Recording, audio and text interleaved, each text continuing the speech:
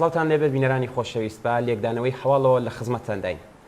هەروەک ئاگادارن لە ماوەی ڕۆژانی ڕابردوودا کۆمەڵێک لە ژنانی مەریوان لە ناڕەزاتی بە نەبوونی ئەمنیەت لە بەردەم دادگای و شارە کۆبوونەوە. هەروەک لە هەواڵەکانی ڕۆژانی ڕابردوودا بڵاوکرایەوە ئەو کۆبوونەوەی بە دوای هەوڵی خۆکوژی کچێکی خەڵکی مەریوان بە ناوی شلێر ڕەسووڵی بە مەبەستی ڕزگاریکردنی خۆی لە دەست پیاوێک بە ناوی گۆران قادری کە بەنیاز بوو دەستڕێژی سەکسی بکاتە سەری ئەنجام درا و ناوبراو دوای چەند ڕۆژ کەوتنە ناو کۆماوە ئەمڕۆ گیانی لەدەستا و بۆ هۆیەوە ناڕزایەتی و خۆپیشاندانی ژنان و پیاوانی خەڵکی مەریوانی لێکەوتەوە. بۆ زانیاری زیاتر و تاوتۆکردنی ئەم هەواڵە هاوڕێ سروە ناسری ئەندامی کویتەی ناوەندی کۆمەڵەمان لە ئستدیۆ لەگەڵدایە. هاوڕێ سروەم کاتت باش، زۆر سپاس بۆ ئامادەبوونت. ئەم کاتۆ ئێوەش باش، زۆر سپاس بۆ داواتێکە کردان لەسەر ئەم بابەتە قسەی لێ بکەین. زۆر سپاس. هاوڕێ سروە با سەرەتا ئەگەر دەکرێت دوایین زانیاریەکان سەبارەت بەم ڕووداوە و لێکەوتەکانی باسکەی بۆمان. هەرەوەی کە خۆشتان لە مقدمەی بەرنامەکە باستان کرد کە بەداخەوە بەڕێزێک ژنێکی زۆر شجاع و مقاوم ئەتانین ئاواناوی ببین کە ڕۆژی 12 شەهریوەر لە شاری مەریوان کە خەڵکی چەشمیێری سۆڵاوایشە دوو منداڵی هەیە، کچێکی 13 ساڵ و کوڕێکی 16 ساڵ ئەگەر اشتباه ئەم ژنە هاوسێکیان ئەبێت و باسیشتان کرد کە بە کەڵک و بە فێڵ بەهۆیەوەی کە ئەو کابرا بە ناو گۆڕان کە خۆشی ژنی هەیە کە ژنەکەی نەخۆشی بیباتە ئەوێ قەستی تەجاوزی هەیە نسبەت بە ئەو ژنە شلێریانێ بڵێن کە شلێر لەوێ بۆ خۆی هەڵتێت بەدەست ئەو کارەناس ناحەز و ناشرینە کە گۆڕان ناوێک بەسەری هێناوە. لێرە دوایین گۆڕان کاریەکان ئەوەیە کە 5 ڕۆژ شلێر لە بیمارستانێک لە شاری سنە لەوێ بەستەری ئەبێت کە هەر لە ساعەتەکانی ئەوەڵ وتیان حاڵی زۆر باش نییە کە بەداخەوە ئەمڕۆ پەنجشەمە لە بیمارستانی شاری سنە گیانی تەواو کرد و کە هەر ئەو کاتێک کە خەڵکی شاری مەریوانیش بیستیان چەند سعاتێک لەوە پێش تا ئیستا کە من و تۆ پێکەوە قسە ئەەکەین کە خەریکی ئەسپەردەکردنین تەواو خەڵکی شاری مەریوان هەموو ژنان و پیاوان بە تایبەت ژنانی ئازادی خواز ئەو ئەنجومەنانە ئەو ڕێکخراوەی ژنان ئەوانەی کە زۆر لەسەر مەسئلەی ژنان سورون و حتا زۆربەی پیاوەکانیش ئەگەر شەقامەکانی مەریوان سێرتان کردبێ دیبێتان خەڵکانێکی زۆر بەڕاستی یعنی لەوان نییە کە بەشداری بەڕێ سەر قەبرانن کە ئەسپەردەی شلێری ڕەسووڵی بکەن. هەرچەند چەند ڕۆژ لەوە پێشی ڕۆژی سێشەمە لەبەر دادگای مەریوان کە خۆشتان باستان کرد لەوێ جەمعی لە ژنانی تێکۆشەری شاری مەریوان کۆبوونەوە کە لەسەر ئەم بابەتە ئاعترازی خۆیان دەرببڕن. بەداخەوە ئەم کارەساتە من ئەتوانم لێرە یەکچت بڵێم ئەوەیش ئەوەیە کە تا ئەو جێگایە کە شلێر تەنی نەداوە بەوە لە مقابل فشارێک زۆرێک تەجاوز وێساوە ئەمە خۆی باش نیشانەیە و بەڵام بەشی دووەمی کە هەڵبژارد کە کردی بە نەتیجەی خودکوشی و لە قاتی ئەو ماڵە خۆی بخاتە خوارەوە و سەرنجام بە گیان بەختکردنی خۆی بەوە بکێشکێت ئەمە قابل تەئید نییە، یانێ من خۆشحاڵنی من خۆم ژنێکم دەرک ئەەکەم ئەزانم کە شلێر و شلێرەکان بۆچی بەدەست جامعەیەک بەدەست وڵاتێک بەدەست حکوومەتێکی هار کە لەوێ ئەو بەرابەریە ئەو احترام بۆ ژن احترام بۆ زۆر لە تەجاوز بگرە لە فرێک شکنجەکان فرێک عەزیەتەکان فرێک فشارەکان بنەماڵە هاوسێ و دەراوسا جامعە حکوومەت لە هەمووی خراپتر ئەمانە وەختی ئەبینی کارەسات هەیە کە خۆ جاری ئەوەڵ نیە بەداخەوە جاری ئاخریش نییە. بۆیە بەڕاستی ئەم نوع فەرهەنگە کە بەتایبەت لە وڵاتی ئێمە هەیە ئەو ئیجازە نادا بە شلێر و شلێرەکان کە بڕۆنە بەردەمی دادگا شکایەت بکەن بخەرچتی خۆیان بەسەر ببەن داینە تا ئاخرین لەحزە مقاومەت و مبارزەی خۆیان بکەن کە نەگا بەم حەدەکە ئینسانێکی جوان دایکی دوودانە مناڵ تەمەنێکی وایشی نەبووە بەداخۆ بۆ کارەساتە بگات. ئەمە مەبەستم لێرە ئەم قسەمە ئەوە بوو کە دروسە مقاومەتی کرد بەڵام بەشی دوومەکەی بەڕاستی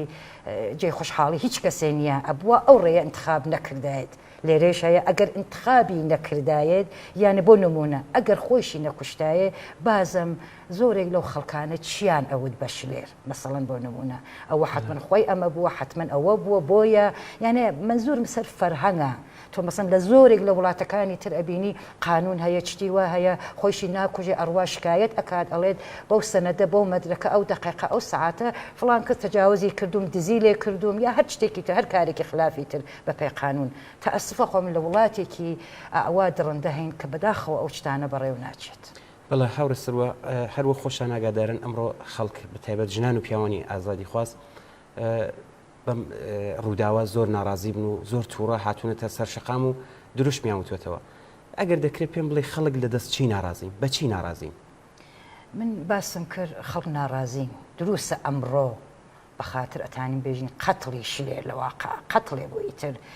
دروستە بەو بەهان و هاتن بەڵام ئەگەر سیر بکەین حتا چەند ساڵی لەوە پێشیش لە شاری مەهاباد حادسەیەکی هەر وەکو ماجرای شلێر نەوەکو بەڵام مشابەی ئەوە پێشهات ئەو خەڵکی مەهاباد هەموو ڕژانە سەر خیابان و هەموو شتێکیان پڕ کرد دەوڵەت و حکوومەت هیچ جوابدەرێکی ئاواک کە بتانێت بە سزای خۆی بگەینێ نەیگەیان. ئیستێش هەر ئەمڕۆ ئەم ناڕزایەتی و ئەم کۆبوونەوەی خەڵکی شاری مەریوان بۆ نمونە ئەبینی لەوانەی بکەشکێ بە مروری زەمان بۆ نمونە چون ئەو جۆرە قسە ئەکەن ئەم گۆڕان ناوە کە ئەم کارەی کردووە بە ناو یەکێ لە دەست ئەندەرکارانی ڕژیمە یەکێ لە دەست ئەندەرکارانی ڕژیمە قسەکە لەوانەیە ئیسە وا بێت و وانە بێت ئەوە بەجێ خۆی قسەکە لەوەیە کە ئەم خەڵکە لەوە نگەرانن چیها نمونە پێش هاتووە و حتا ئەخیرەنیش لە توول یەک دوو هیچ کە پێشووتریش بووە بەڵام یەک دوو ساڵی ئەخیر فشار بۆ سەرژنان لە وڵاتی ئێران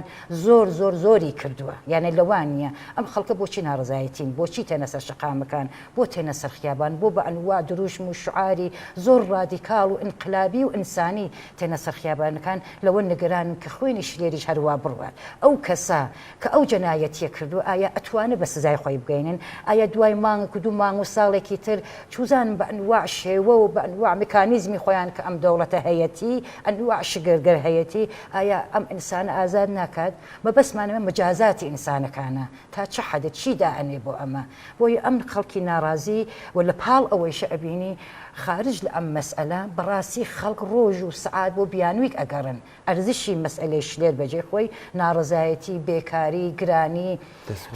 پرسیارەکەم لێرەدایە بۆچی لە ڕووداوێک لەم چەشنەدا خەڵگە ئاوا دێنە سەر خیابان و ناڕزایەتی بەرینی لێ دەکەوێتەوە ینی منیش داڵێن پرسیارەکەم لێرەدایە من قسەکە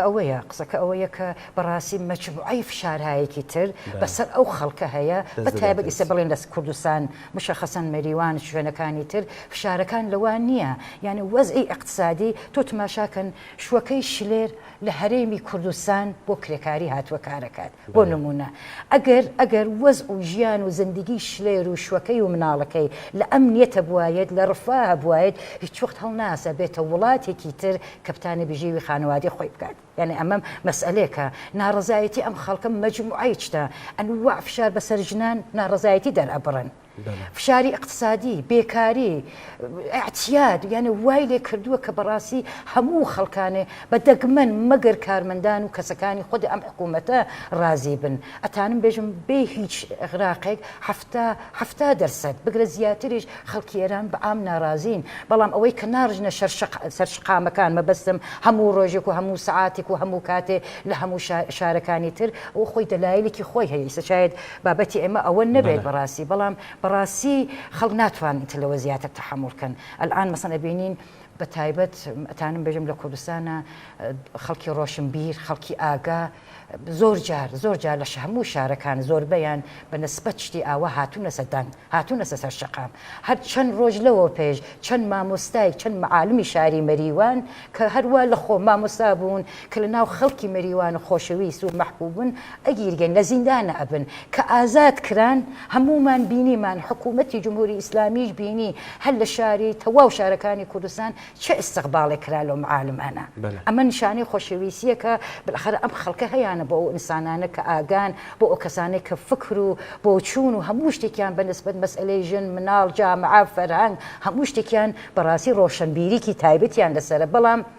یعنی ئەتانم بژم ئاگایەکی تایبەتیان لەسرە بەڵام ئەبینی فەرهەنگەکە جامعەکە ئەو حکوومەتەکە بە سەری زاڵە ئیجازەی ئەو نوعیانە دەرفەتی ئەوە ناداد کە ئەو خەڵکە بە نوعێکی تر بە شێوەیەکی تر ژیان و ئارامش و ڕفاه و زندگی خۆیان بکەن ئەمە بەشێ لەینەکەیە بەڕاست بەڵێ هاورە سرۆ من پرسیارێکم نییە وەختی بەرنامە کەشمان کەمە لە کۆتاییدا خۆتانەگە شتێکتانەیە فەرموو ئەو نەتانم بێژم سەرخۆشی ئەەکەم لە بنەماڵەی شلێری ڕەسووڵی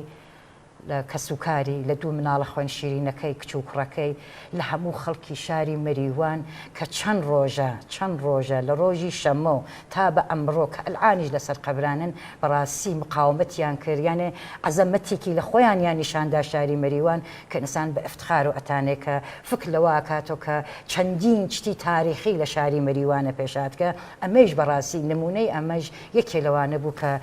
شانازی پێەکەین کە هیوادارم لە هەموو شوێنەکانی ترە نمونەی ئەو نوعکار و فعالیەتیانە زۆر بێت من دەستخۆشی ئەەکەم لە هەموو ژنان و پیاوان لە هەموو جوانان لە هەموو ئەو ئینسانانە کە بە خەم بوون بۆ ئەم ماجرای شلێرە کە بەڕاستی نەیانتانی سکوت بکەن بە شعارگەرێک بە قسەکردن یعنی وەختێ سەیری ئەەکەی ئەبینی لە هەموو شوێنە لە تەواو دنیا ئەم مەسئلە بڵاو بۆتەوە کە چ ئەو خەڵکە بێ ئەوەی کە حتا ڕەبتی بە جریانێک بە حەزبێکی سیاسی یا شتێکی بێ ئەو خەڵکە چۆن کوڵاون چۆن ژیانە شقامەکان و سەرخیابانەکان من تەکتێکی ئەوانە دەستخۆشیان لێ یەکەم و هیوادارم نمونەی وا لە هەموو شوێنەکانی تر زۆر بێت منیش لەلایەن خۆمەوە سەرخۆشی لە بنەماڵەی ڕسوولی دەکەم و هیوادارین کە کۆتایی غەمیان بێت و شەریکی غەمیانی سپاسیش دەکەین لە هاوڕێ سروە ناسری ئەندامی کمیتەی ناوەندی کۆمەڵە بۆ بەشداری لەم لێکدانەوەی هەواڵە سپاس بەوەش کە تا ئێستا لەگەڵ مام